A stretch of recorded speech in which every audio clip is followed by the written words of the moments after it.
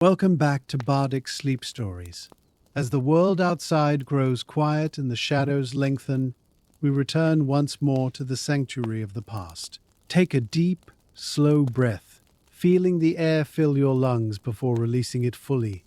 Let your shoulders drop, allow the muscles in your face to soften, and feel the weight of your body sink into the comfort of your bed.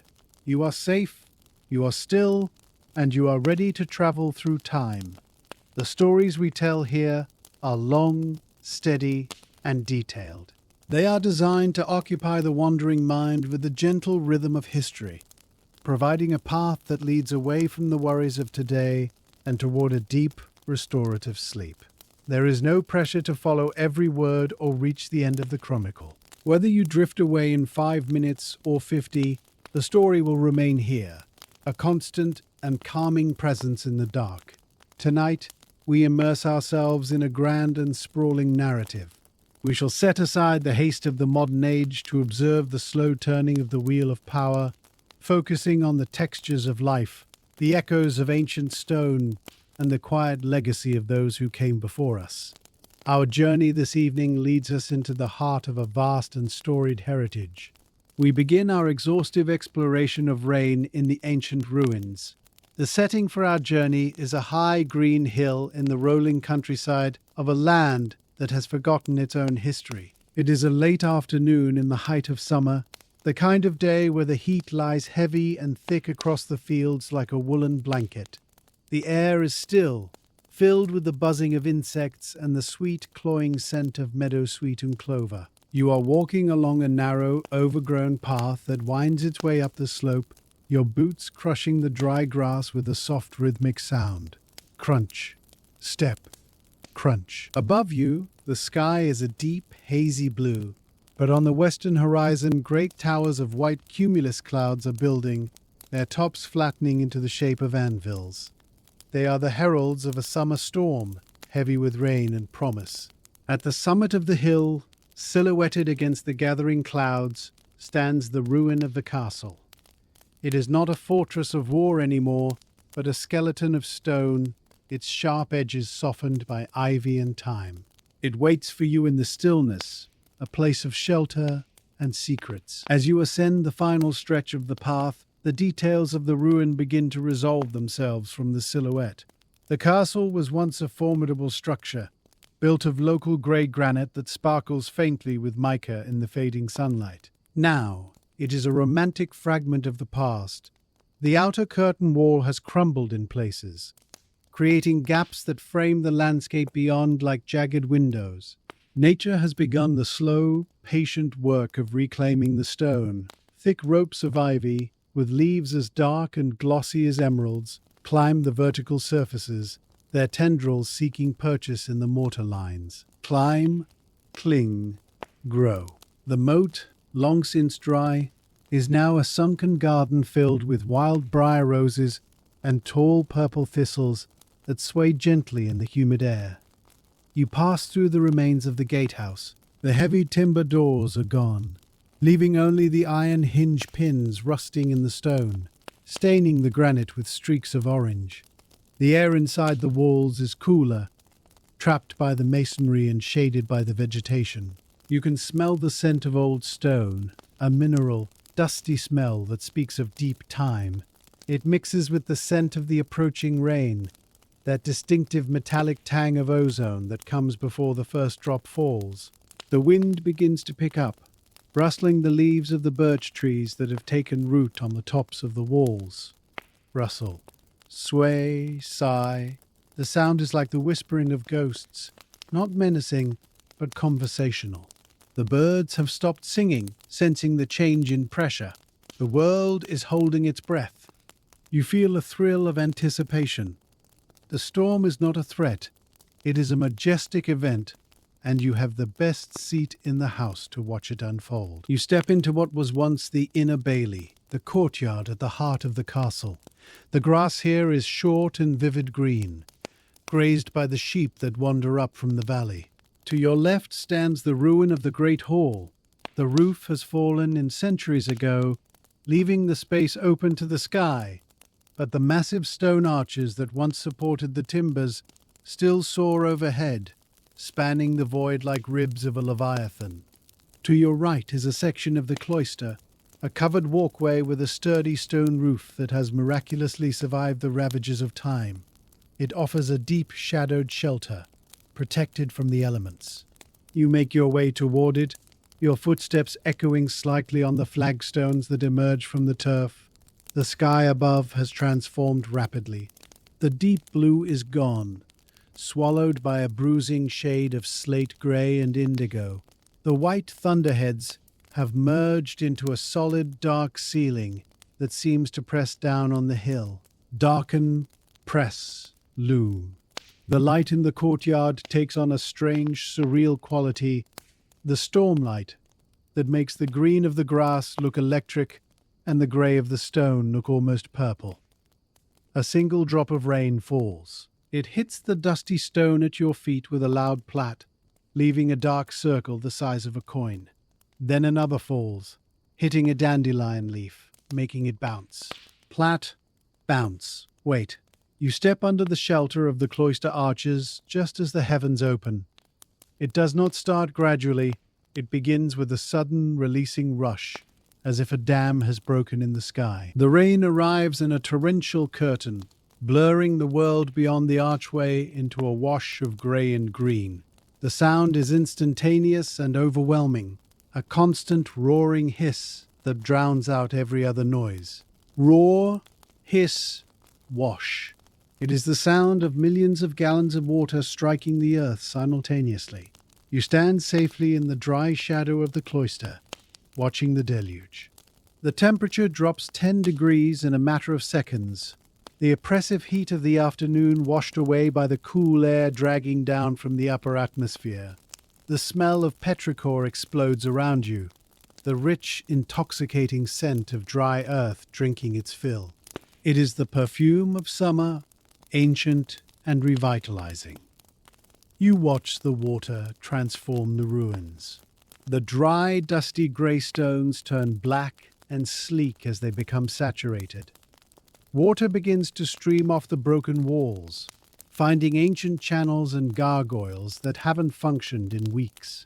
A stone lion's head, its features worn smooth by time, suddenly spouts a clear jet of water from its mouth, splashing into a puddle that is rapidly forming on the flagstones below. Splash, spout, pool. The ivy leaves glisten, each one acting as a tiny slide for the raindrops. The noise creates a wall of privacy. You are completely isolated here, cut off from the village and the valley, cut off from the road. There is only the castle, the storm, and you. You feel a profound sense of hidge, or coziness, the joy of being sheltered while the elements rage outside. You lean your back against the rough, cold stone of the wall and just listen. With the initial violence of the downpour settling into a steady, heavy rhythm, you turn your attention to the details of your sanctuary. The cloister walkway is paved with large, square slabs of limestone, worn smooth in the center by the sandals of monks or the boots of soldiers who walked here 500 years ago. Smooth, worn, cold, the wall behind you is built of rough rubble stone, plastered over with lime mortar that is peeling away in patches to reveal the construction beneath. You reach out and touch the stone. It is cool and damp, feeling solid and unyielding under your fingertips. Growing in the crevices of the wall are tiny ferns, the wall rue and maidenhair spleenwort, their delicate, lacy fronds vibrant green against the grey rock. They thrive in this microclimate of shade and moisture. You notice patches of moss, soft as velvet, cushioning the corners where the stone meets the floor. You press your finger into a cushion of moss. It is spongy and holds a tiny reserve of water, bouncing back when you release the pressure. Press, bounce, soft. Above you, the vaulted ceiling of the walkway is a masterpiece of medieval engineering. Stone ribs curve up from the pillars to meet in the center, held together by a central boss carved in the shape of a rose. It is a green man, a face made of leaves, peering down at you with a stony, enigmatic expression. He has watched 1,000 storms like this. He is the guardian of the ruins. The rain continues to fall, a curtain of diamonds protecting you from the world. You are a guest in his house, and you are welcome here. The intensity of the storm shifts gears, transitioning from the frantic, hammering downpour to a steady, vertical soaking. The roar softens into a pervasive, melodic drumming, a million fingers tapping on the stone and leaves. Tap, drum, rhythm. You decide to explore the length of your shelter. You walk slowly down the cloister, your footsteps quiet on the damp flagstones. To your left, the open arches frame the rain like a series of moving paintings. Each archway offers a slightly different view of the courtyard. The drowned fire pit in the center, the dripping hawthorn bush, the grey curtain of the sky. You stop at one arch where the ivy hangs down like a green curtain. A large garden snail, its shell a spiral of brown and cream, has ventured out onto the stone sill to drink. You watch its slow, deliberate progress, its eye stalks exploring the wet air. Slide, stretch, drink. It is a creature of the rain, perfectly adapted to this world of moisture. On the floor near the edge of the shelter, small puddles are forming where the wind blows the spray inward. They are like miniature lakes, their surfaces agitated by the splashing drops. You see the reflection of the stone pillars in the water, rippling and distorting with every impact. Ripple, distort, reflect. The air is now so rich with moisture that you can taste it, clean, neutral, and refreshing. It clears your sinuses and cools your skin. You are breathing in the essence of the cloud. At the end of the cloister, a low doorway leads into the shell of what was once the castle chapel. The roof here is gone, but the walls are high and sturdy, creating a roofless box open to the rain. You do not enter, but stand in the doorway to observe. The floor of the chapel is now a carpet of wild grass and clover, studded with white daisies that have closed their petals against the storm. In the center, where the altar once stood, a young rowan tree has taken root. It is a striking sight. The sacred space of the past reclaimed by the sacred tree of the Druids. Grow, reclaim, sacred. The rain falls straight down into the room, washing the leaves of the rowan which tremble under the weight of the water. The stone window frames, empty of glass for centuries, look out onto the misty valley below. They are like empty eyes weeping tears of rain. You notice the masonry details that are usually hidden by shadow. The delicate carving of a saint's face near the ceiling, now streaked with dark water, the corbel shaped like a dragon, appearing to spit rain from its mouth. The water brings the stone to life, increasing the contrast, deepening the shadows, highlighting the craftsmanship of hands long dead. It is a melancholy beauty, a scene of decay, arrested in time. You feel a deep sense of peace witnessing this slow, gentle erosion. The castle is not fighting the rain. It is accepting it. You return to the main section of the cloister and find a dry stone bench set into the wall, perhaps a seat where monks once sat to read or meditate. You sit down.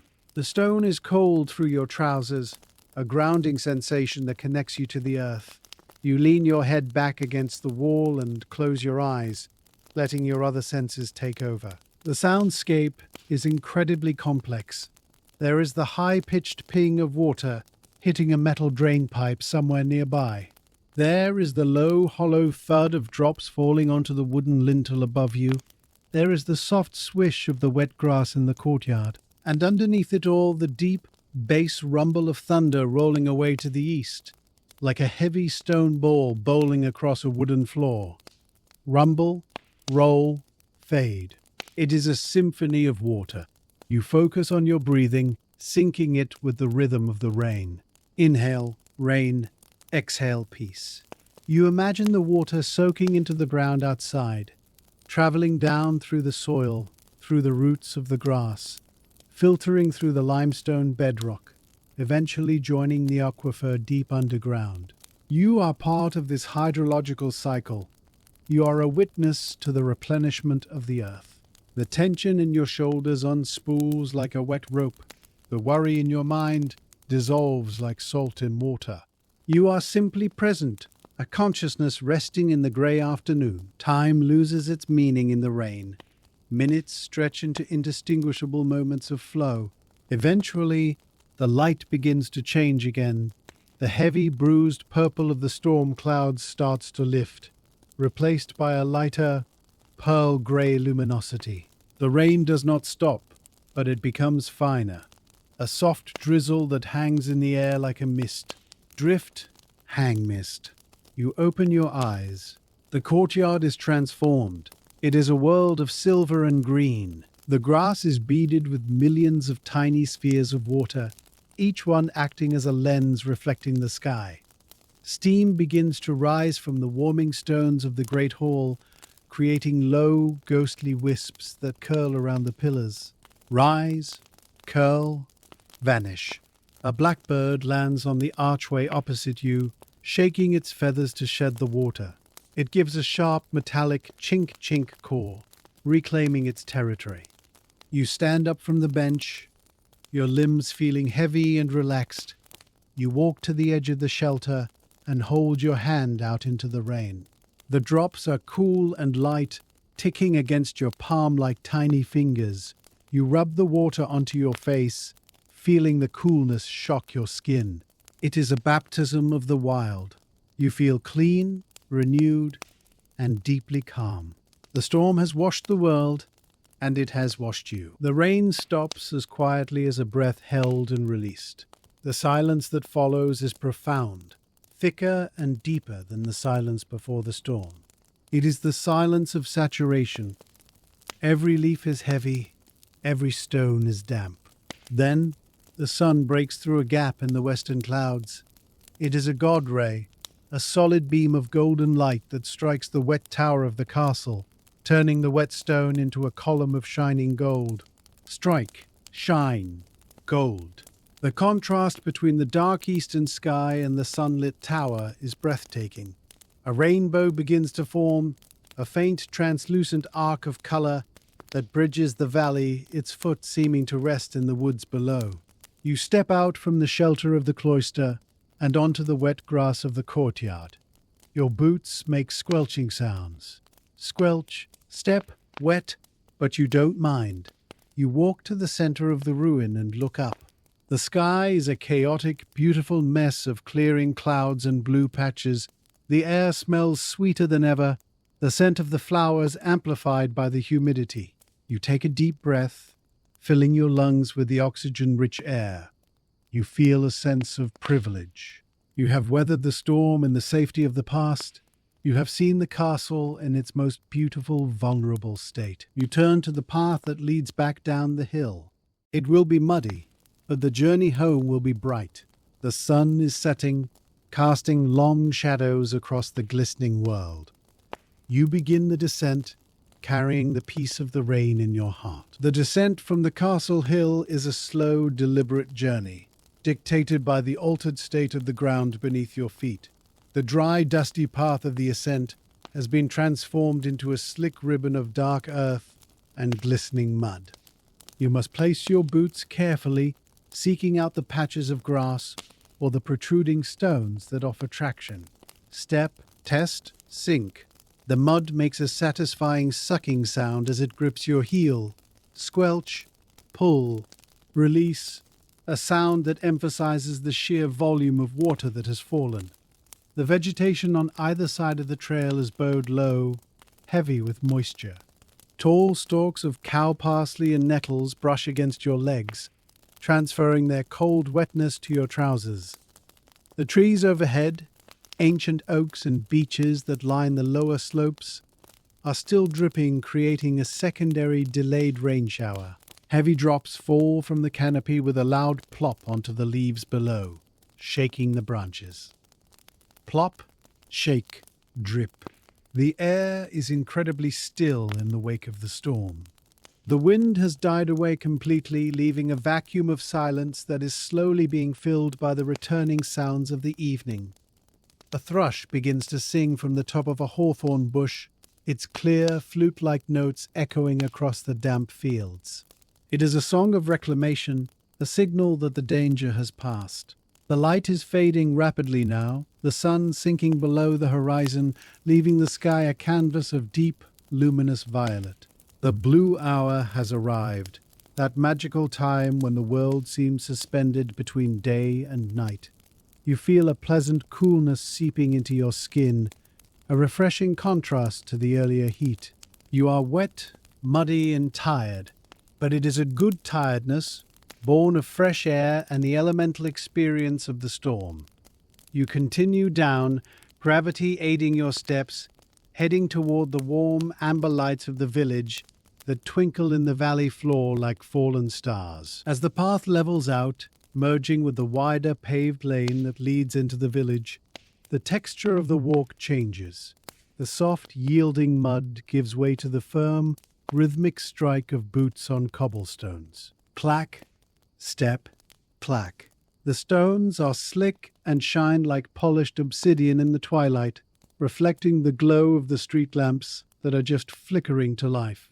These are old gas lamps encased in iron glass housings, casting a soft, hissing yellow light that pushes back the gathering shadows. You pass the first cottages of the village.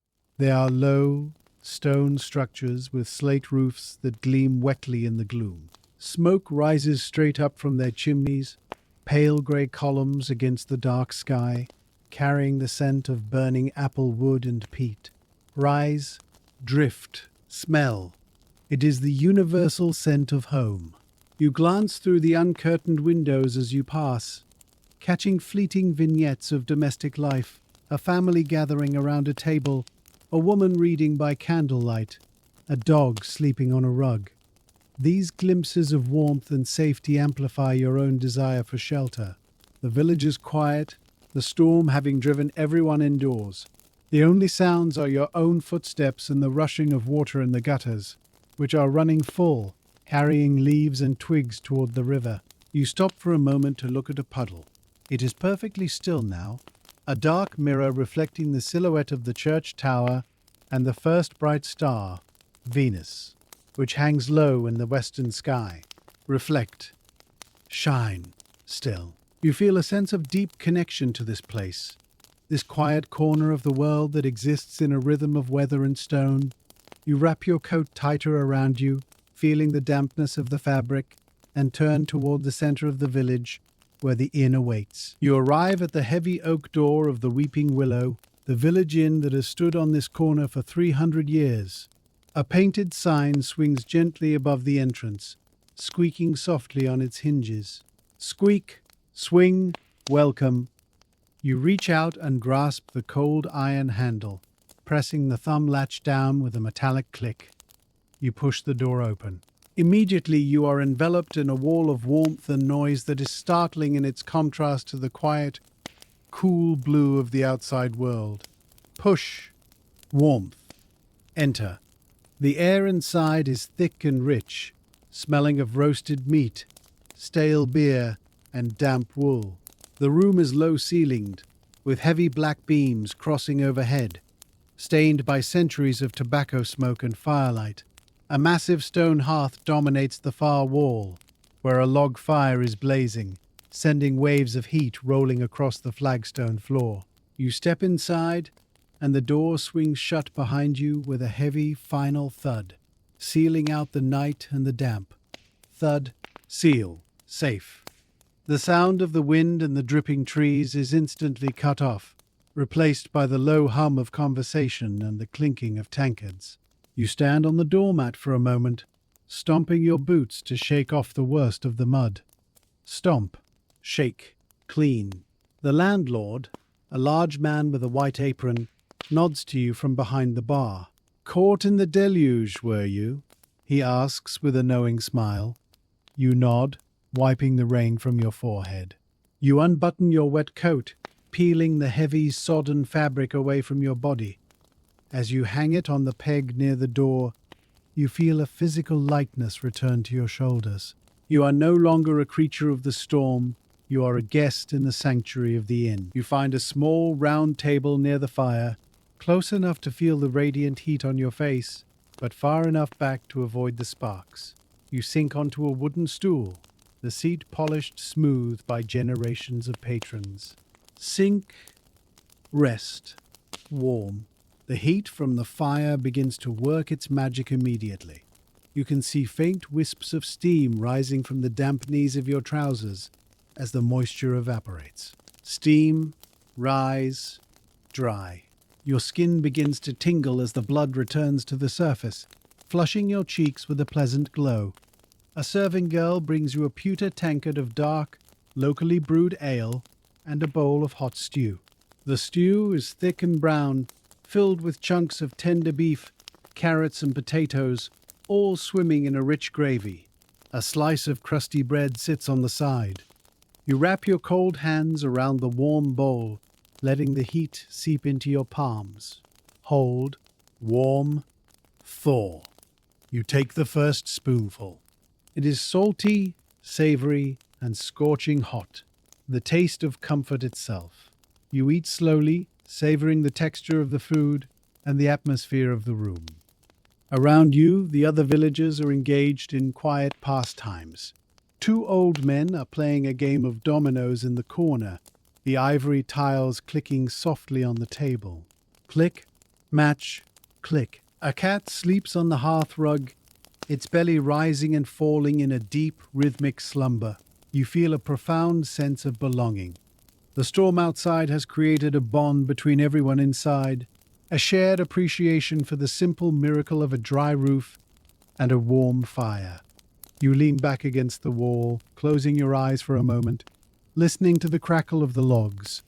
Crackle, pop, peace. As the evening deepens and the fire burns down to a bed of glowing red embers, a heavy, irresistible drowsiness begins to settle over you. The adrenaline of the storm has faded, replaced by the deep, heavy fatigue of fresh air and exertion. You finish the last of your ale and signal to the landlord that you are ready to retire. He hands you a heavy iron key and a brass candlestick with a fresh beeswax candle. "Room 4, he says softly. "Under the eaves. It's the quietest." You take the candle, shielding the small yellow flame with your hand as you navigate the narrow, winding staircase. Climb, creak, shadow. The wooden steps groan under your weight. A familiar, comforting sound of an old house settling for the night. You reach the upper landing, where the air is cooler and smells of lavender and old timber. You find the door marked with the number 4 and turn the key in the lock. Turn, click, open. The room inside is small and simple, with a sloping ceiling that follows the line of the roof. A single window looks out over the back garden and the dark woods beyond. You place the candle on the bedside table, its light casting long, dancing shadows on the whitewashed walls. The bed is a narrow, iron-framed cot, piled high with thick woolen blankets and a white, fluffy pillow. You walk to the window and peer out one last time. The sky has cleared completely, and the moon is rising, turning the wet roofs of the village into sheets of silver. The world is silent, save for the occasional drip of water from the eaves. Drip, silence, silver. You draw the curtains, shutting out the night. You are safe. You are warm. You are ready to sleep. The ruins on the hill are far away now, standing silent in the moonlight. But the peace they gave you remains. The room under the eaves is a quiet capsule of shadow and candlelight. You begin the slow, deliberate process of preparing for sleep. You sit on the edge of the bed, the mattress giving a soft creak of protest under your weight. Creak. Sit. Rest. You unlace your boots, your fingers working the stiff, damp leather laces. As you pull each boot off, your feet expand with a sigh of relief, freed from the confinement of the day. You place the boots near the door, side by side, muddy sentinels standing guard. You strip off your socks, wiggling your toes in the cool air. You stand and remove your trousers and shirt, feeling the cool air of the room wash over your skin. It is refreshing after the heat of the fire downstairs. You slip into a clean, loose linen nightshirt you brought in your pack. The fabric is crisp and dry, smelling faintly of the herbs used to store it. You move to the wash basin on the small dresser. You pour water from a pitcher, splashing your face and neck. The water is cold, a final cleansing ritual to wash away the last of the storm's humidity. Splash, cool, clean. You dry your face with a rough towel, the friction stimulating your skin. You are ready. You turn back to the bed. The covers are turned down, revealing crisp white sheets. You blow out the candle, puff, smoke, dark. The room plunges into darkness, but your eyes adjust quickly to the faint moonlight filtering through the curtains. You climb into bed. The sheets are cool at first, making you shiver delightfully, but the heavy wool blankets quickly trap your body heat, creating a warm cocoon. You pull the covers up to your chin, settling your head into the soft pillow. You let out a long, slow breath. Exhale, settle, safe. Lying in the dark, you listen to the house settling around you. Old timber-framed buildings are never truly silent. They breathe and shift with the temperature. You hear the floorboards contracting in the hallway. Creak, pop, silence. You hear the wind gently rattling the window pane in its frame. Rattle, hush, rattle. These are not disturbing sounds. They are the sounds of shelter, reminding you of the sturdy walls that stand between you and the night. You turn onto your side, curling your legs up for warmth. You close your eyes. Immediately, the image of the ruined castle returns to your mind's eye. But it is not a scary image. It is a peaceful one. You see the grey stones glistening in the rain. You see the green ivy trembling in the wind. You see the snails moving slowly across the wet flagstones. The memory of the smell of wet earth and stone fills your nose again. You feel a deep sense of gratitude for that shelter, for the way the ancient archway protected you from the deluge. The castle has stood for 500 years, weathering thousands of storms. It is a symbol of endurance. You feel that endurance seep into your own bones. You are strong. You are safe. You are part of the long, slow story of the land. As your body relaxes, you begin a body scan to release the last tension of the hike. You focus on your feet, imagining them heavy and warm, sinking into the mattress. Sink, heavy, warm. You move your attention up to your calves and thighs, which worked so hard climbing the hill. You imagine the muscles loosening, turning from tight ropes into soft, pliable clay. Soften, loosen, release. You focus on your hips and lower back, letting them settle deep into the support of the bed. You feel your stomach rise and fall with each slow breath, a gentle rhythm like the tide. You relax your chest, letting your heart rate slow down to a steady, resting beat. Thump, thump. Slow. You relax your shoulders, letting them drop away from your ears. You relax your arms and hands, imagining your fingers uncurling like sleeping flowers. Finally, you relax your face. You unclench your jaw, smooth your forehead, and let your eyes sink back into their sockets. Your entire body is now a heavy, warm weight, fully supported by the bed. You are no longer holding yourself up. You have surrendered to gravity. You are floating on a raft of comfort in a sea of darkness. Your mind begins to drift, untethered from the linear narrative of the day. Images float by like leaves on a stream. You see the flash of the lightning, but without the thunder. You see the green man on the ceiling of the cloister, winking at you. You see the fire in the inn, dancing and weaving. Flash, wink, dance. The sounds of the day replay in a soft loop. The hiss of the rain, the squelch of the mud, the crack of the fire. These sensory memories are soothing, a lullaby composed of your own experience. You are entering the hypnagogic state, the borderland between wakefulness and sleep. Thoughts become less logical and more abstract. You find yourself thinking about the rain not as water, but as a blanket covering the world. You think about the stones of the castle, not as rocks, but as sleeping giants. You are drifting deeper. The boundary between you and the room is dissolving. You are becoming part of the quiet. You are becoming part of the night. You have reached the threshold of deep sleep. The world of the village, the inn, and the castle has faded to a distant, pleasant hum. There is only the here and now, the warmth of the bed and the rhythm of your breath. Inhale, peace. Exhale. You are safe. You are warm. You are loved by the earth that holds you. The storm has passed, washing the world clean for a new day. But that day is hours away. For now, there is only the restorative darkness. You sink down, down, down into the velvet depths of slumber. The story is paused. The book is closed. The traveler rests. Good night. The silence of the inn is a physical weight, a heavy velvet blanket that covers the world.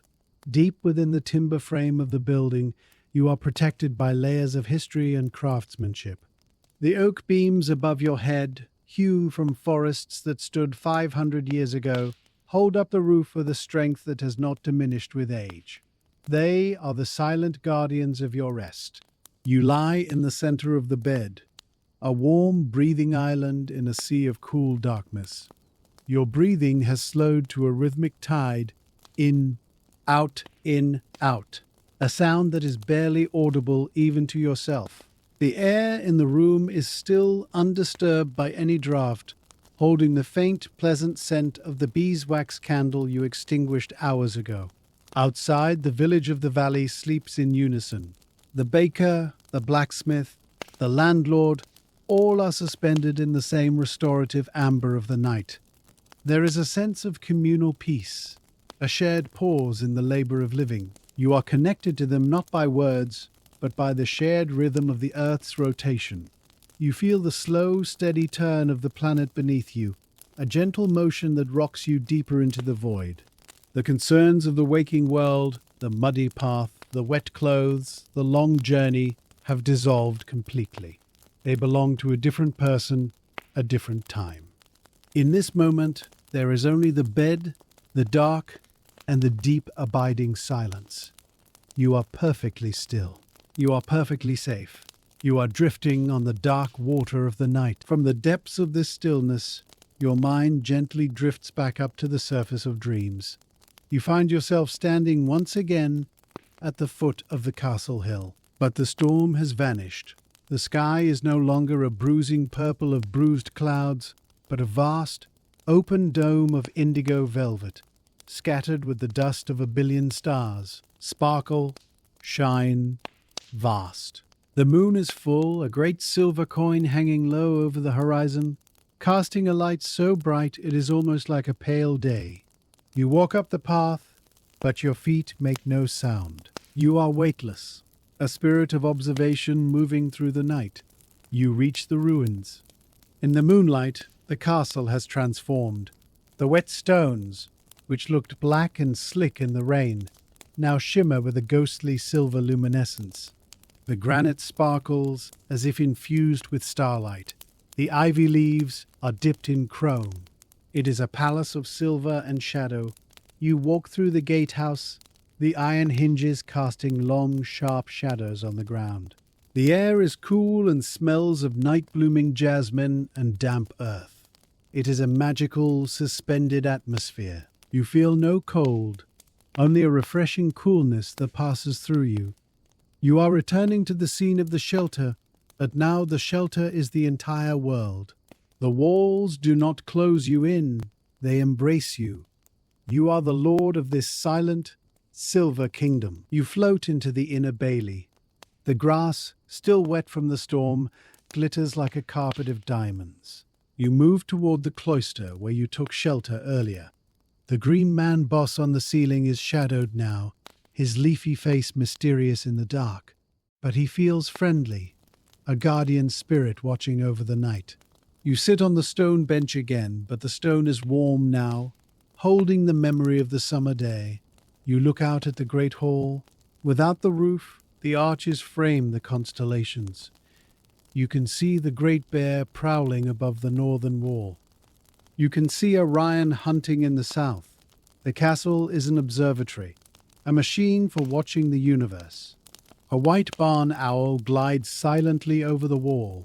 Glide, swoop, silent, its wings white as paper against the dark sky. It lands on a high turret, turning its head to watch you with large, dark eyes. It is the only other living thing awake in this stone world. You feel a kinship with it. You are both creatures of the quiet. You listen to the wind moving through the rowan tree in the chapel. It makes a soft, hushing sound. Shh, shh, like a mother soothing a child. The peace here is absolute. It is a deep, geological peace. The peace of stones that have stopped moving, the peace of walls that have finished their war. You absorb this stillness.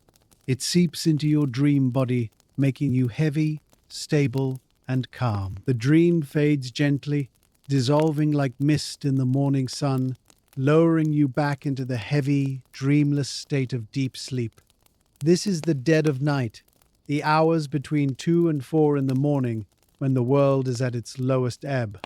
The life force of the village is dialed down to a flicker.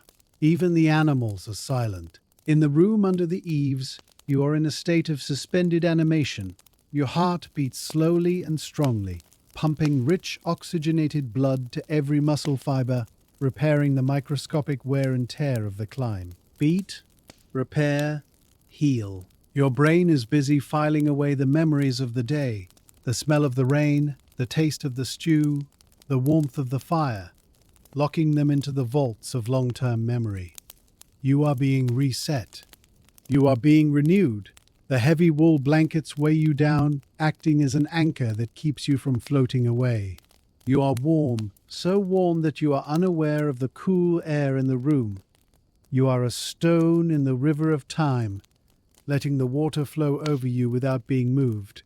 There is no past, no future, only this eternal, dark now.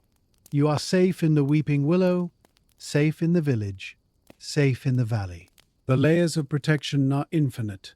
You sink deeper, touching the very bottom of the ocean of rest. Time turns slowly, the great wheel of the night pivoting toward the morning.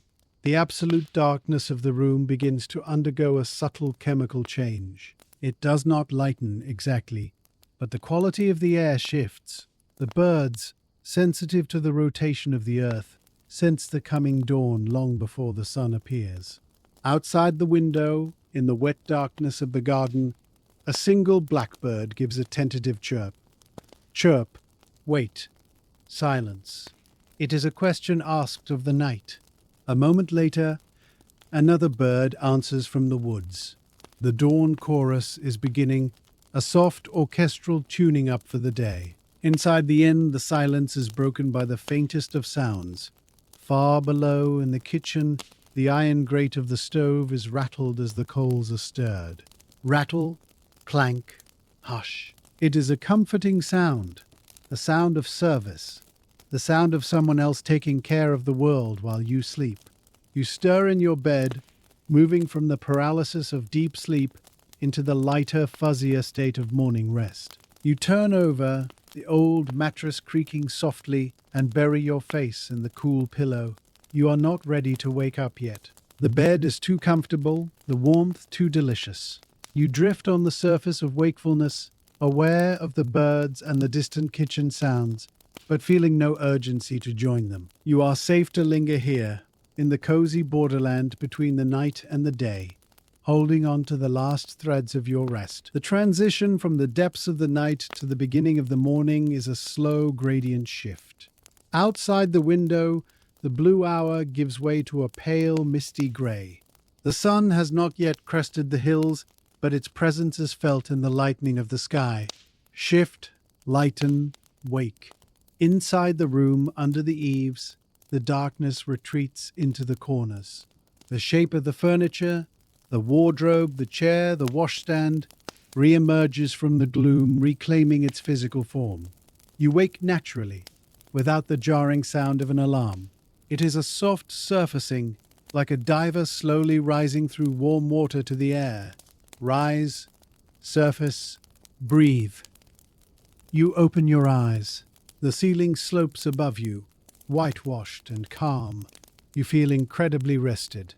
The heavy, leaden fatigue of the previous night has completely vanished, replaced by a quiet, humming energy. Your muscles feel loose and repaired. You stretch your arms over your head, your fingers touching the cool iron bed frame. Stretch, reach, yawn. You kick off the heavy wool blankets, letting the cool morning air touch your skin. It is bracing but pleasant. You lie there for a moment, listening. The village is fully awake now. You hear the clop of a horse's hooves on the cobblestones. Clop, clop, clop. A slow, rhythmic sound of work beginning. You hear the distant clang of the church bell ringing the hour. 7 strokes. Clang. Clang 7. It is time to start the day. You sit up on the side of the bed, your feet finding the wooden floorboards. They are cool and smooth. You stand up and walk to the window, pulling back the curtains. The view is a revelation. The storm has scrubbed the world clean. The sky is a piercing, brilliant blue, without a single cloud. The roofs of the village are steaming gently as the sun hits the damp slate. Steam, shine blue. The garden below is a riot of green, the leaves glistening with dew. Beyond the village, the hill rises up, green and inviting. And there, at the summit, stands the castle ruin. It looks different in the morning light, less mysterious, more noble. The wet stone is a warm, tawny grey. It stands against the blue sky like a crown. You feel a flash of affection for the old pile of rocks. It sheltered you. It kept you dry. Now, it stands guard over the valley. You turn back to the room. You pour water into the basin. It is cold and clear. You wash your face, the water waking up your skin, washing away the last sleep dust of the night. Splash, wake, fresh. You dress in your clothes, which have dried overnight near the door. The fabric is slightly stiff but warms quickly against your body. You pack your bag, folding the nightshirt, checking your pockets. You are ready to leave the sanctuary of the eaves. You descend the winding staircase, the wood creaking a cheerful morning greeting under your boots. Creak, descend, morning. The smell of breakfast pulls you down. The irresistible aroma of frying bacon, toasted bread, and brewing coffee. You enter the common room of the Weeping Willow. It is transformed by the morning light. The sun streams in through the diamond-paned windows, catching the dust motes dancing in the air. Stream, dance, gold. The fire has been lit again, but it is a smaller, cheerful blaze, just enough to take the chill off the morning air. The landlord is behind the bar, polishing glasses. Sleep well, he asks. Like the dead, you reply with a smile. You sit at a table near the window, where a patch of sunlight warms the wood. A serving girl brings you a tray. There is a pot of strong, dark coffee, a pitcher of thick cream, and a plate of food.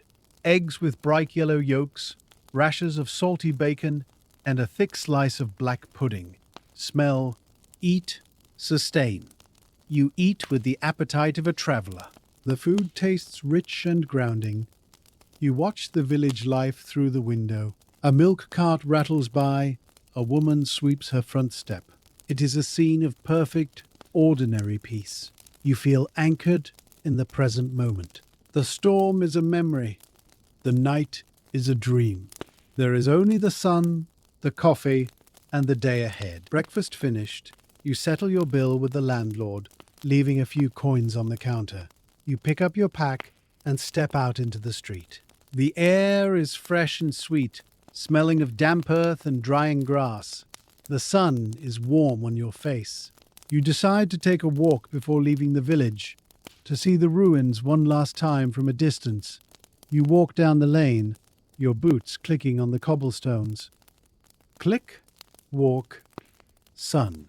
You pass the village church, a small Norman structure with a square tower. The graveyard is filled with old yew trees and leaning headstones covered in lichen. You walk through the lich gate and into the churchyard. It is quiet here. a different kind of quiet than the castle. It is a human quiet, a resting place for the ancestors of the village. You find a bench under a yew tree and sit down. From here, you have a perfect view of the castle hill. You look up at the ruins. You can see the arch of the great hall, framing the blue sky. You can see the ivy clinging to the walls. It looks peaceful, silent, and eternal. You think about the people who built it, the people who lived there, the storms they weathered. They are all gone, but the stone remains, and the feeling of shelter remains. You close your eyes for a moment, letting the sun warm your eyelids, and replay the sound of the rain in your mind. Hiss, drum, peace. It is a memory you will keep, a portable sanctuary. You stand up from the bench, brushing a yew needle from your coat. It is time to move on. You walk back through the village, heading for the road that leads west, toward the next valley. The village is busy now. You pass the blacksmith's forge, hearing the clang, clang, clang of the hammer on the anvil. You smell the hot iron and the singed hoof. You pass a bakery smelling the yeast and the flour. These are the smells of life, of industry, of continuity. You walk out of the village, past the last cottage, and back into the open countryside. The road is bordered by high hedgerows, bursting with summer flowers, dog rose, honeysuckle, and bindweed. Bloom, smell, summer. Butterflies dance over the flowers, flashes of white and orange. Bees hum in the clover. The world is vibrantly, noisily alive. You fall into a steady walking rhythm. Left, right, left, right. Your pack feels light. Your heart feels light. You are just a traveler on a summer morning, walking through a beautiful world. The castle hill recedes behind you, becoming a silhouette again, just a shape on the horizon. But you know what it is like inside. You know the secret of the green man and the dry stone bench.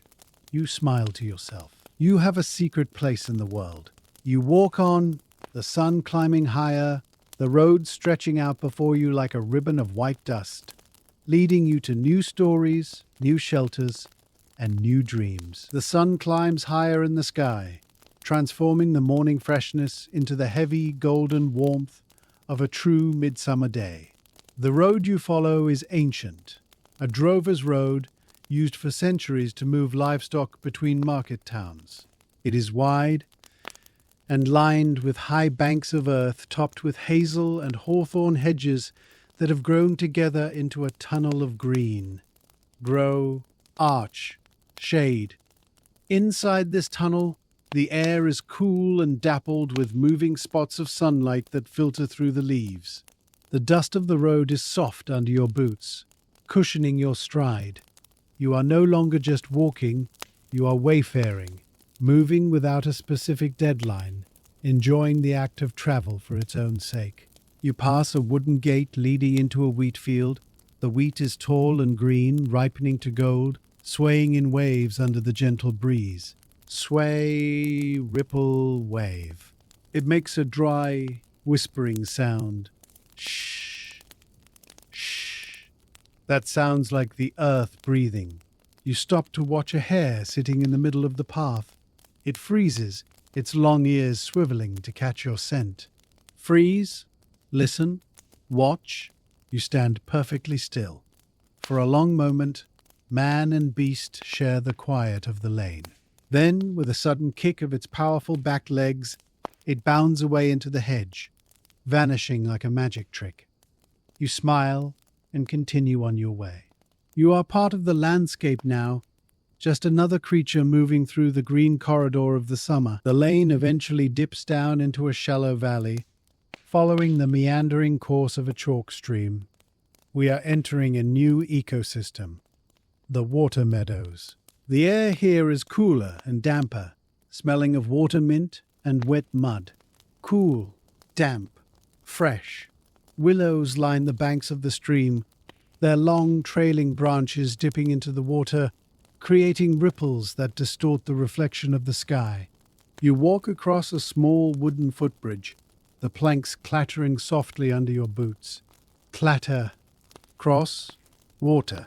You pause in the middle to look down. The water is gin clear, flowing over a bed of clean gravel and waving green weeds. You can see small fish, minnows and sticklebacks darting in the current, flashing silver in the sun. Dart, flash, swim. A bright blue flash catches your eye. A kingfisher flying low over the water. A jewel of the river. It lands on a reed, bobbing slightly, looking for its lunch. The sound of the water is a constant, gentle babble, a white noise that smooths out the edges of your thoughts. You feel a deep affinity with the water. It is always moving, yet always staying the same. It is a metaphor for the journey itself. You lean on the rail of the bridge, letting the sound of the stream wash over you, cleansing your mind of any lingering static. You are in no rush. The stream is not in a rush. You are moving at the speed of nature. Leaving the stream, the path rises again, entering a dense woodland known as the Old Forest. This is a place of shadow and height. The trees here are beech and oak, massive pillars of grey bark that rise up 60 feet before branching out to form a closed canopy. Rise, branch, cover. The light inside the forest is dim and green, like being underwater. The temperature drops pleasantly. The ground is carpeted in russet-colored leaves from years past, creating a soft, springy floor that silences your footsteps. Step, soft, silent. It is a cathedral of trees. The air is still and smells of leaf mold and fungi, a rich, earthy scent that is the smell of life recycling itself.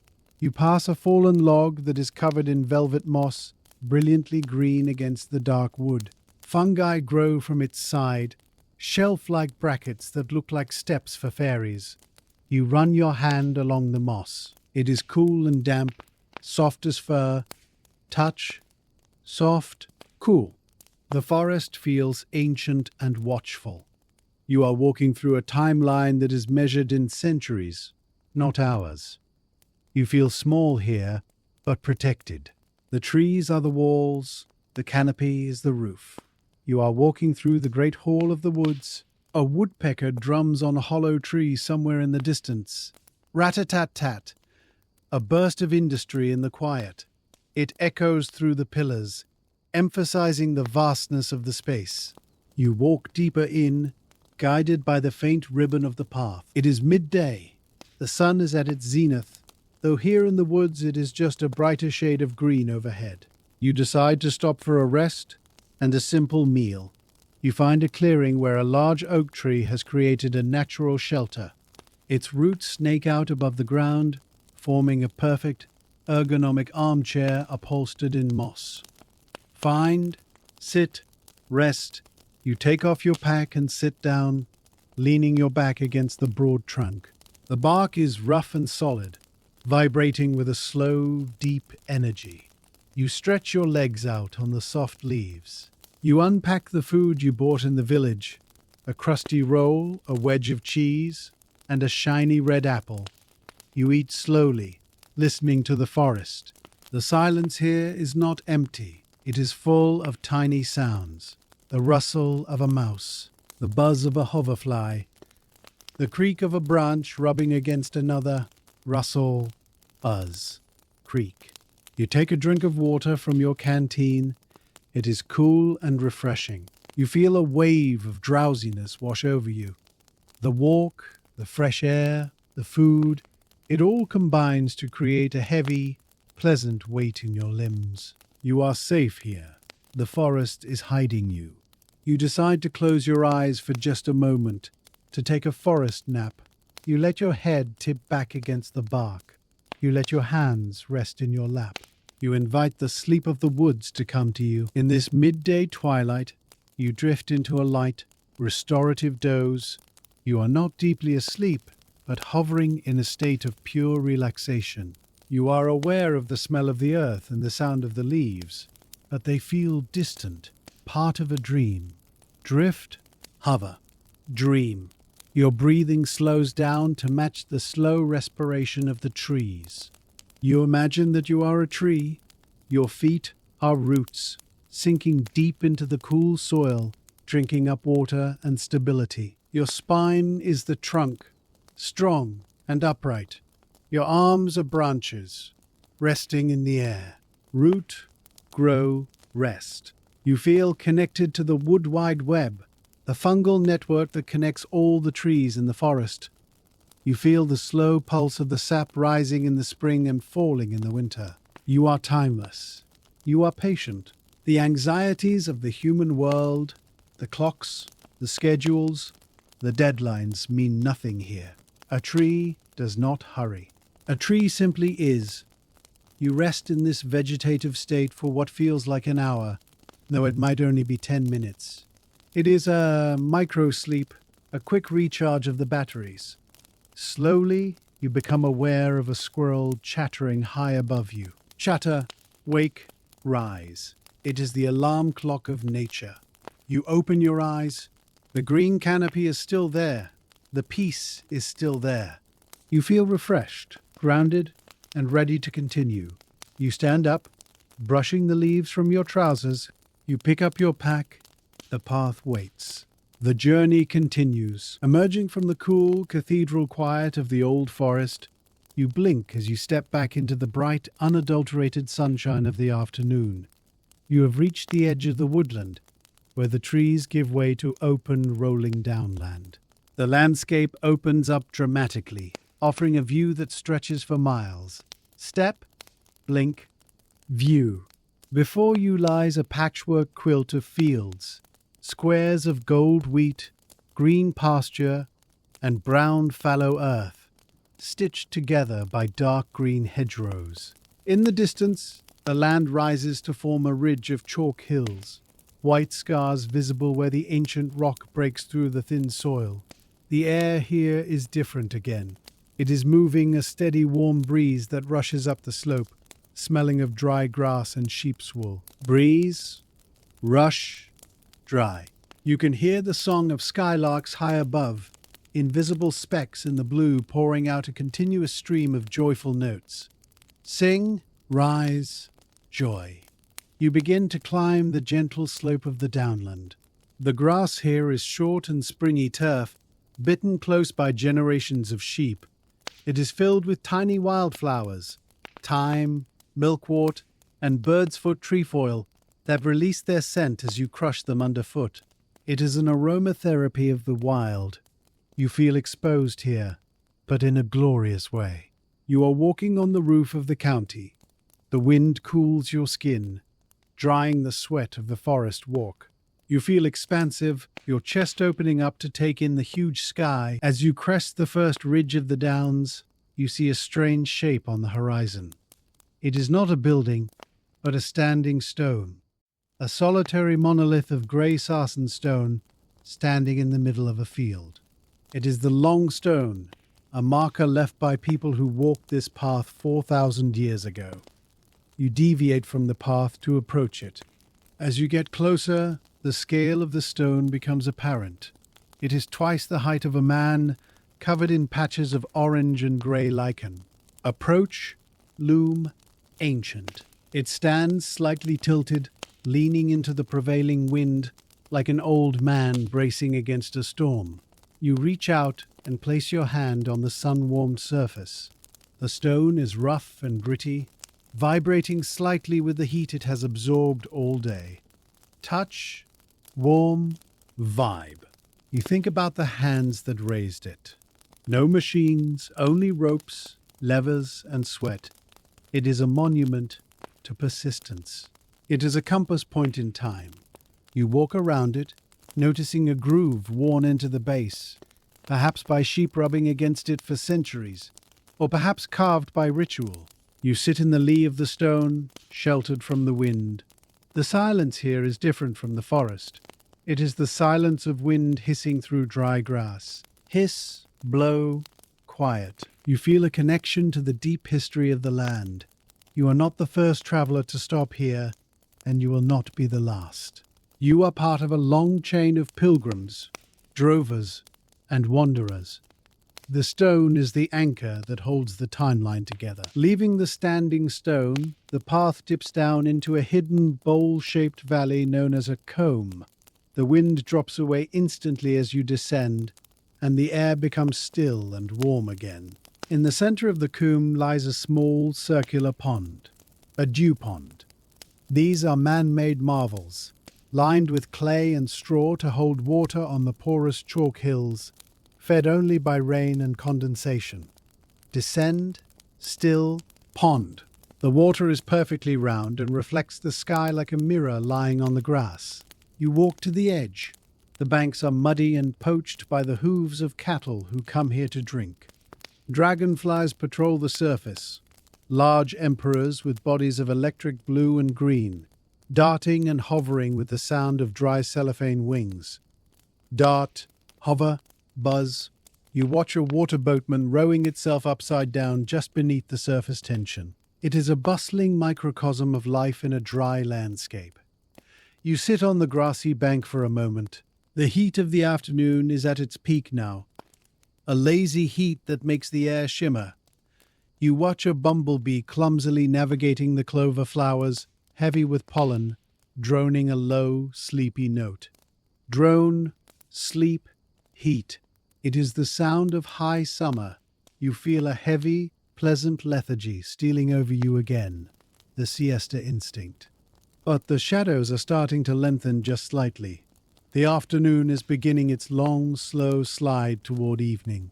You splash a little of the warm pond water on your face, feeling the evaporation cool you, and stand up to climb the far side of the combe. Climbing out of the valley, you reach a high plateau where the path runs straight and true along the ridgeline. This is the Ridgeway, the oldest road in the land. To your right, the land drops away steeply to the wooded plains below. To your left, the rolling downs stretch away to the horizon. You are walking in the sky. As the afternoon progresses, the light begins to change quality again. The harsh, white glare of midday softens into a rich, golden amber. Soften, gold, warm. The shadows of the fence posts stretch out across the grass, long and thin. This is the golden hour, the photographer's dream, where everything looks illuminated from within. The colors of the landscape deepen. The green of the grass becomes emerald. The gold of the wheat becomes bronze. You pass a flock of sheep grazing near the path. They are calm now, resting in the warmth, chewing their cud with a rhythmic sideways motion of their jaws. Chew, rest, calm. A sheepdog lies nearby, head on paws, watching you with one eye open. But he does not bark. You are just a passerby. You feel a sense of triumphant peace. You have walked through the rain, the forest, and the hills. You have seen the day turn from storm to sun to gold. Your legs are tired, but it is a good tired, the tiredness of achievement. You can see your destination in the distance, a cluster of red-tiled roofs nestled in a gap in the hills. The market town of Wooten. The descent into Wooten is a gentle glide down a sunken lane. The trees meet overhead again, creating a tunnel of shade that is welcome after the exposure of the ridge. The lane is banked with ferns and foxgloves, tall purple spires that nod as you pass. Descend, shade, purple. You can hear the sounds of the town rising to meet you, the distant chime of a clock tower, the rumble of a cart, the bark of a dog. You emerge from the lane onto a paved road. You pass the first houses, brick cottages with climbing roses around the doors. You walk over an old stone bridge spanning a river that is wide and slow. You see a boy fishing from the bank, his line trailing in the water. He waves to you. You wave back. Wave, cross, arrive. You enter the market square.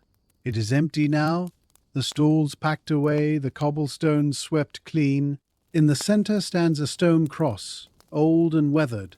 On the far side of the square is the Royal Oak, a large coaching inn with a sign depicting a king hiding in a tree. The windows are glowing with warm light. You have arrived. The walk is done.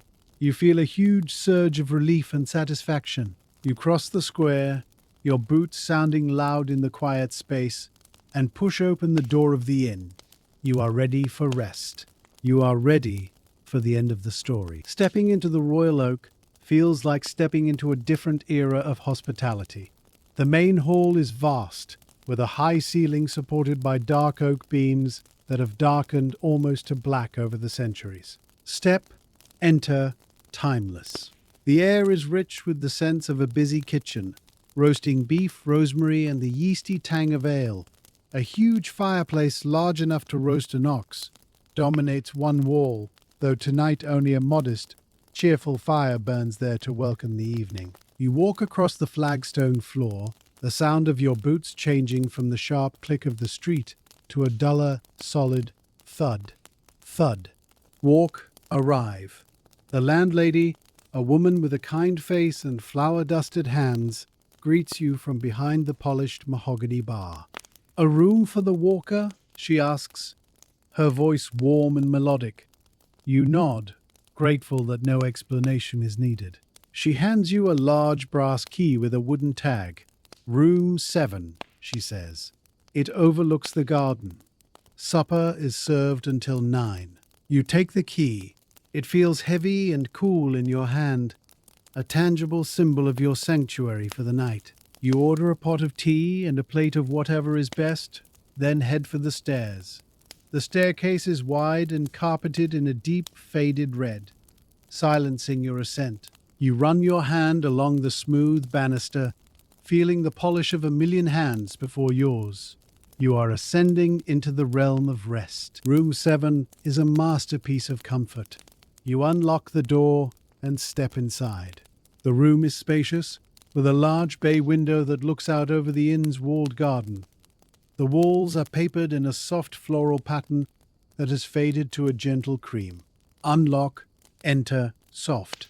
In the center of the room stands a four-poster bed, hung with heavy velvet curtains in a deep shade of forest green. It looks like a throne of sleep. You place your pack on a sturdy wooden chest at the foot of the bed. You walk to the window.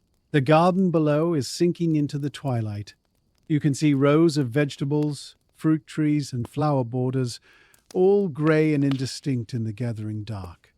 A white moth flutters against the glass, drawn by the light of the room. Flutter, watch, dark. You draw the heavy curtains, shutting out the night with a soft swish. The room instantly feels more intimate, a private cave of safety. You strip off your walking clothes. They are dusty and smell of the road, of pollen, earth, and sweat. You fold them away, separating the journey from the rest. You wash in the ceramic basin, the water warm and scented with lemon verbena soap. Wash, scent, clean. You change into fresh clothes. You feel lighter, cleaner, a new person. You are ready to go down and eat, not as a weary traveler, but as a refreshed guest. You return to the dining room, which is now filling up with locals and other travelers. The atmosphere is convivial and low-lit, illuminated by candles and glass jars on each table. You find a quiet corner seat on a high-backed settle, a wooden bench with a high back designed to keep out drafts. Sit, settle, cozy. It feels like a hug from the furniture. Your food arrives, a ploughman's supper. It is a board laden with slices of cold roast beef, a wedge of sharp cheddar cheese, pickled onions that gleam like pearls, and a chunk of crusty white bread. Feast, savor, taste. You eat slowly, letting the flavors unfold. The cheese is sharp and crumbly, the beef tender, the bread soft. You drink hot, strong tea from a delicate china cup. The warmth spreads through your chest, chasing away the last of the evening chill. You listen to the murmur of the room. It is a human soundscape. Laughter, the clink of cutlery, the scraping of chairs. It is the sound of community. You feel no need to join in. It is enough to be near it, to be part of the collective warmth. You are the observer, the the silent witness to the joy of others. Your eyelids begin to feel heavy. The food coma, that pleasant heaviness after a good meal, is setting in. You are full. You are warm. You are safe. You linger at the table for a while, reluctant to break the spell of comfort.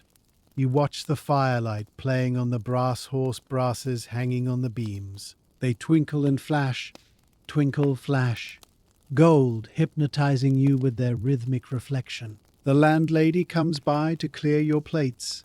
"Ready for the feathers?" she asks with a smile. You nod. The feathers refers to the feather bed, the ultimate luxury of the inn. You stand up, your legs feeling pleasantly stiff from the day's miles. You say goodnight to the room, a silent nod to the company, and make your way back to the stairs. The climb seems longer this time, your body heavy with sleep. Climb, heavy, slow. You reach the landing and walk down the corridor. The floorboards creak softly under the carpet, whispering secrets to the house. You unlock your door again. The room is exactly as you left it, quiet, still, and waiting. You lock the door from the inside, turning the key until it clicks. Turn, click, seal. This is the final barrier. The world is locked out. You are locked in. You are the master of your domain. You turn down the lamp, reducing the light to a warm amber glow. The shadows in the corners deepen, becoming soft and fuzzy. The room is preparing for sleep. You prepare for the final act of the day. You undress slowly, leaving your clothes on the chair. You slip into your nightclothes. You approach the bed. It is high off the ground, requiring a small climb. You sit on the edge, and the mattress sinks deeply under you. It is a true feather bed, a mattress stuffed with pounds of goose down. Sit, sink, soft. It is like sitting on a cloud. You swing your legs up and slide under the covers. The sheets are crisp cotton, cool against your skin, but the heavy quilt above is warm. You lie back, and the bed seems to rise up to meet you, conforming to every curve of your body. Lie, rise, hold. You are cradled. You are enveloped. You let your head sink into the pillow, which is also feather-filled, soft, and yielding. You pull the covers up to your chin. You are a caterpillar in a cocoon. You look up at the canopy of the bed, the green velvet creating a tent of darkness above you. You feel incredibly small and incredibly safe. The silence in the room is absolute. The thick walls of the inn block out all sound from the street. You can hear nothing but the beating of your own heart and the slow rhythm of your breath. Thump, breath, peace. You close your eyes. The journey is over. The walking is done. There is nothing left to do but let go. Lying in the profound comfort of the feather bed, your mind begins to retrace the journey of the day. But now the memories are soft and blurred, like a watercolor painting left out in the rain. You see the green tunnel of the drover's road. Green, tunnel, shade. You see the sparkle of the chalk stream and the blue flash of the kingfisher. Sparkle, flash, blue. You feel the cool moss of the old forest and the rough grit of the standing stone. Moss, grit, touch. These images flow through your mind without effort. A silent movie of peace. You are sorting the day, filing the sensory experiences into the library of your memory. The physical sensations of the walk, the rhythm of your stride, the swing of your arms are slowly fading from your muscles, replaced by a deep, heavy stillness. Your legs feel as heavy as logs. Your arms feel like water. You could not move them if you wanted to. You are sinking deeper into the mattress. Sink, heavy, drift. The boundary between your body and the bed is dissolving. You are no longer a person lying on feathers. You are part of the bed, part of the room, part of the silence. The world of the inn, the town and the hills is receding, moving further and further away, like a ship sailing over the horizon. You are left alone on the shore of sleep. You enter the first stage of sleep, Your breathing shifts gears, becoming deeper and more rhythmic. Inhale, slow, exhale, deep. It is the breath of the ocean, rising and falling with the tide. Your heart rate slows down, beating a calm, steady drum in the center of your chest. Your body temperature drops slightly as your metabolism powers down for the night. You are entering maintenance mode. In this quiet state, your mind begins to wander into the realm of abstract thought. You think about the concept of shelter. You think about the castle ruin, open to the sky yet still protecting the ground within. You think about the forest canopy, a roof made of leaves. You think about the inn, a box of warmth in the cool night. You realize that you are always sheltered. The earth itself is a shelter, a blue marble wrapping you in an atmosphere of air. Wrap, hold, protect. You feel a deep sense of trust. You trust the bed to hold you. You trust the walls to stand. You trust the morning to come. There is no need to be vigilant. The watchman is on duty. The gate is locked. You can stand down. You let go of the last thread of control. You surrender to the night. Deeper now. You slide past the threshold of light sleep and into the heavy, slow-wave sleep of the deep night. This is the delta state, where the brain waves slow to a crawl. Slow, wave, deep. Consciousness has flickered out like a candle in a draught. You are no longer aware of the room, the bed, or the time. You are simply a biological process of restoration. In this darkness, your body is busy repairing itself. Cells are regenerating. Muscles are knitting together. The immune system is patrolling. It is a time of silent, miraculous healing. You are being rebuilt, brick by brick, cell by cell. You are a stone accumulating moss in the quiet of the forest. You are a seed germinating in the dark soil. You are a river flowing underground. There are no dreams here, only a vast, comforting nothingness. It is a void, but it is not empty. It is full of potential. It is the blank page on which tomorrow will be written. You rest here, suspended in the amber of the night, weightless and timeless. You are safe. You are healed. You are whole. Hours pass in this state of deep suspension. The night turns on its axis. The moon climbs high over the inn garden, bathing the cabbages and the roses in silver light. Moon, shine, silent. An owl hoots from the church tower, hoo hoo hoo, a soft, mournful sound that echoes through the sleeping town. It does not wake you. It weaves into the fabric of your rest, a thread of sound in the tapestry of silence. You begin to cycle up from the deep sleep into the lighter REM sleep, the rapid eye movement phase, where dreams are born. Your mind wakes up while your body remains paralyzed. You find yourself back on the ridgeway, but it is different now. The path is made of white clouds. The standing stone is made of glass, glowing from within. Cloud, glass, glow. You are walking without effort, gliding over the ground. The skylarks are singing, but their song is a human choir, singing a lullaby. You feel a sense of boundless joy and freedom. You are flying. You soar over the combe, looking down at the dew pond, which is now an eye looking back at you. You fly over the forest, brushing the tops of the trees with your feet. You are the wind. You are the bird. You are the spirit of the journey. The dream is vivid and real, a gift from your subconscious, a reward for the long walk. The dream fades gently, dissolving into the grey mist of pre-dawn. You drift back down into a lighter, restful doze. The first light of morning begins to touch the sky in the east, turning the black to a deep, bruised purple. Dawn, light, purple. The birds in the garden begin their morning chorus. A blackbird sings a melodious, fluting song from the apple tree. Sing, flute, wake. Inside the room, the darkness softens. The shape of the wardrobe re-emerges from the shadows. You stir in the bed, turning over, pulling the heavy quilt tighter around your shoulders.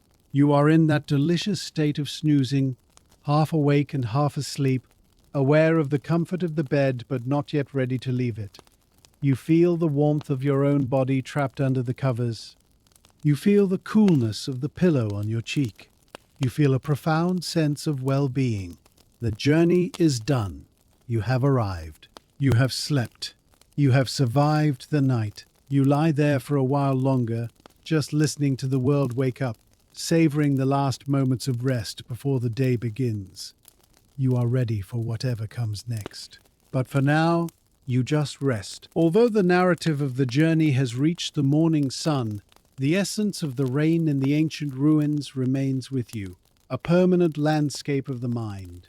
The specific details of the walk, the muddy path, the grey stone, the taste of the ale, begin to blur at the edges, softening like ink spilled on wet paper. Soften, blur, fade. What remains is not a sequence of events, but a texture, a frequency of being. It is the frequency of deep, abiding shelter. You can summon this feeling at will. Imagine that the ruined castle is not merely a pile of rocks on a distant hill, but a room within your own heart that you can enter whenever you wish. In this room, the walls are always thick enough to keep out the noise of the world. In this room, the roof, though open to the sky, protects you from all harm. In this room, the rain is always falling, a curtain of white noise that washes away stress and tension. You carry this sanctuary with you. It is lighter than air, weightless and invisible, yet it provides a protection stronger than steel. It acts as a buffer, slowing down the rush of time, filtering the harsh light of reality through a screen of green leaves and grey rain. You are never truly far from the hill. You are never truly far from the peace of the storm. The moss has taken root in your mind, cushioning your thoughts, softening the hard edges of the day. Let us now allow the image of the castle sanctuary to merge completely with your immediate physical reality. Let the boundaries between the story and the sleeper dissolve. Imagine that your bed is the shelter of the cloister. The mattress is no longer made of modern materials, but of deep velvet moss, soft, yielding, and endlessly supportive. Sink, yield, support. It contours perfectly to your body, holding you in a gentle embrace like the earth holding a stone. Imagine that the ceiling of your room is the vaulted stone arch of the walkway, solid and protective, etched with the patterns of time. In the darkness, you can almost sense the weight of the stone, a comforting heaviness that anchors you to the earth. Arch, protect, anchor. Imagine that the walls of your room are the ancient granite curtains of the castle, standing guard around you, silent sentinels that have watched over the sleep of creatures for 500 years. You are protected by the history of the earth itself. You are hidden in the deep, green heart of the ruin. The sounds of your home, the settling of the house, the distant traffic are transformed by this visualization. They become the sounds of the rain, the drip-drop of water on stone, the rush of the wind in the trees, the murmur of the storm. Everything is woven into the tapestry of the journey. You are safe here. You are hidden.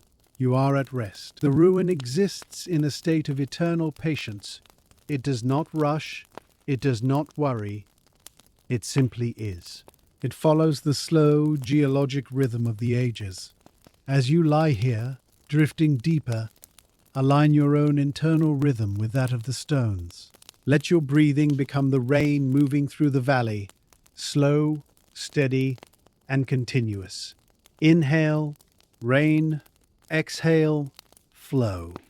Let your heartbeat become the slow tick of the seasons, summer, autumn, winter, spring, a cycle that repeats without fail.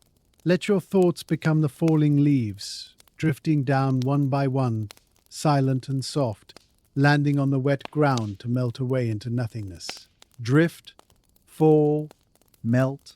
There is no need to hold on to them. Let them fall. Let the earth absorb them. The forest recycles everything. It turns old leaves into new soil, It turns weariness into strength. It turns noise into silence. You are part of this cycle. You are a natural creature, governed by the same laws as the oak tree and the snail. You have a right to rest. You have a right to stop walking. Tonight is your shelter. Tonight is your time to unburden the pack, to take off the boots, to let the world turn without you for a while. The castle gives you permission to be still. You are as solid as the rock, as deep as the moss, as quiet as the stone. The chronicle of rain in the ancient ruins is drawing to a close. We have walked the path from the sunlit hill to the stormy summit. We have sheltered under the stone arches and watched the world turn grey. We have found warmth in the village inn and slept under the eaves. These images are now part of your personal library of dreams. We begin the process of closing the book. We fold the map of the valley, smoothing out the creases, and place it in the leather satchel. Fold, smooth, stow. We extinguish the candle, watching the flame dwindle and die, leaving only a wisp of smoke and the memory of light. Dim, fade, dark. We close the heavy oak door of the inn, sliding the iron bolt home with a final, satisfying thud. The narrative is finished. The words are fading, but the feeling remains. The cool, fresh feeling of the rain is still with you. The warm, heavy feeling of the fire is still with you. You can return to these feelings whenever you close your eyes. The ruin is not gone, it is simply waiting. It waits for you in the silence between thoughts. It waits for you in the pause between breaths. It is your eternal background, a landscape of peace that never changes. You are the traveler who has arrived. You are the guest who is welcome. You are the sleeper who is safe. As we enter the final phase of our journey together, bring your attention entirely to the sensation of heaviness in your body. It is a pleasant heaviness, like the feeling of wearing a coat soaked in rain, but without the cold. Heavy, warm, soft. Feel this weight settling into your legs, grounding them to the earth. Your legs are the roots of the tree, sinking deep, holding fast. Feel the weight in your arms, resting by your sides. Your arms are the fallen branches, resting in the tall grass, perfectly still. Feel the weight in your eyelids. They are heavy curtains of velvet, drawn shut against the light. There is no effort required to keep them closed. Gravity does the work for you. Close, heavy, rest. The muscles of your face are smooth and relaxed, like a pebble polished by a stream. The tension in your jaw has melted away like sugar in hot tea. You are a landscape of stillness. You are a geography of rest. The only movement is the gentle rise and fall of your chest, a slow tidal motion that rocks you deeper and deeper into sleep. Rise, fall, rock. You are drifting on a raft of comfort, floating down the river of the night, heading towards the ocean of dreams. The current is slow and gentle. It carries you away from the shore of the day, out into the vast starless sea of the night. You trust the water, you trust the dark, you let go. The silence in the room is total now, a physical presence that fills the space like a dark, heavy water. The world outside the room has faded away completely, dissolving into the mist of irrelevance. There is no traffic, no village, no time. There is only the darkness and the rhythm of your breath. Inhale, exhale, rest. You are deep, deep down. You are at the bottom of the ocean of sleep. It is quiet here, and still. There is no pressure, no weight, no expectation. You are weightless. You are free. The journey of the ruins is over, but the peace remains. It is yours to keep, a hidden gem in the pocket of your mind. Imagine yourself as a smooth white stone resting at the bottom of a deep, clear mountain lake. The water above you is still. The light filtering down is dim and blue. You are immovable. You are ancient. You are at rest. The currents of the surface world cannot reach you here. The storms of the day cannot disturb you here. You are settled in the silt of silence. Settle, sink, rest. Sleep now. Sleep deep. The river flows on, and so do you. The night is your blanket. The earth is your bed. The stars are your guardians. You are held in the suspension of the void, perfectly preserved, perfectly safe. Good night. Though the story is finished and the book is closed, we linger for a moment longer in this space of transition. The candle has been extinguished, but the warmth of the flame remains in the air, a faint, comforting heat that touches your cheek. The room where we have sat together, the library of your mind, is settling into its own quiet rhythm. Settle, quiet, rest.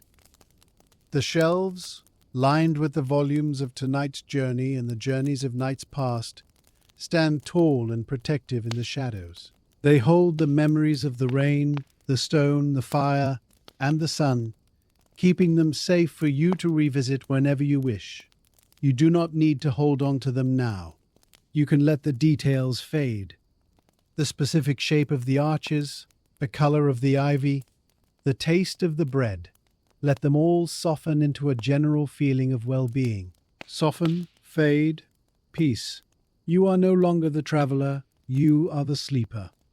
The identity of the observer, which has been active for so long, can now be laid aside like a heavy cloak. You are simply a breathing presence in the dark. The silence of the room is not empty. It is a rich, heavy substance that fills every corner, muffling the world and wrapping you in safety. You are suspended in the amber of the night, perfectly preserved in a moment of calm. Let your awareness drift away from the imaginary world of the ancient ruins and settle gently back into the physical reality of your bed. Feel the points of contact between your body and the mattress. Touch, support, hold. Feel the weight of your heels, your hips, your shoulders, and the back of your head. Gravity is a gentle hand pressing you down, grounding you, keeping you safe from floating away. The air in your room is cool and still. You might hear the faint, settling sounds of your own home, the creak of a floorboard, the hum of a refrigerator, the rustle of the wind outside. Do not let these sounds disturb you. Let them be the anchors that hold you in this deep, restful state. They are the sounds of safety. They confirm that the world is stable and secure, allowing you to let go completely. Your breathing has found its slowest, most natural rhythm. Inhale, deep, exhale, slow. It is the breath of deep sleep, automatic and effortless. You are a vessel of peace, floating on the ocean of the night. There is nothing left to do. There is nowhere else to be. The past is a closed book. The future is a distant shore. There is only this eternal, silent now. You are exactly where you are meant to be. As we prepare to leave this space entirely, imagine the last vestiges of the bardic presence fading away. The voice that has guided you through the rain is becoming softer, more distant, merging with the silence of your own mind. Soft, distant, merge. We step back from the bedside, moving quietly towards the door of sleep. We leave you surrounded by the protective walls of your rest. The lantern is out. The map is rolled up. The journey is done. You are alone, but you are not lonely. You are in the company of your own deep peace. The darkness behind your eyes is a vast velvet space, infinite and kind. It is the space where dreams are born. You are drifting deeper now, sinking through the layers of consciousness like a stone sinking through a deep, dark pool. Sink, drift deep, down past the thoughts of the day, down past the story of the hill, down into the bedrock of sleep. You are heavy. You are warm. You are safe. The connection to the waking world is stretching thin like a thread of spider silk about to break. You are ready to let go. You are ready to fall. The final moment has arrived. The connection is breaking. The silence is total. The last word is spoken, and it hangs in the air for a heartbeat before dissolving into the quiet. Dissolve, silence, end. You are fully asleep now, or on the very threshold, passing through the gate. The night watches over you. The stars turn slowly overhead. The river of time flows on, carrying you gently towards the morning. But for now, there is only the dark, and the rest, and the silence. Sleep deep. Sleep well. The story is over. Good night.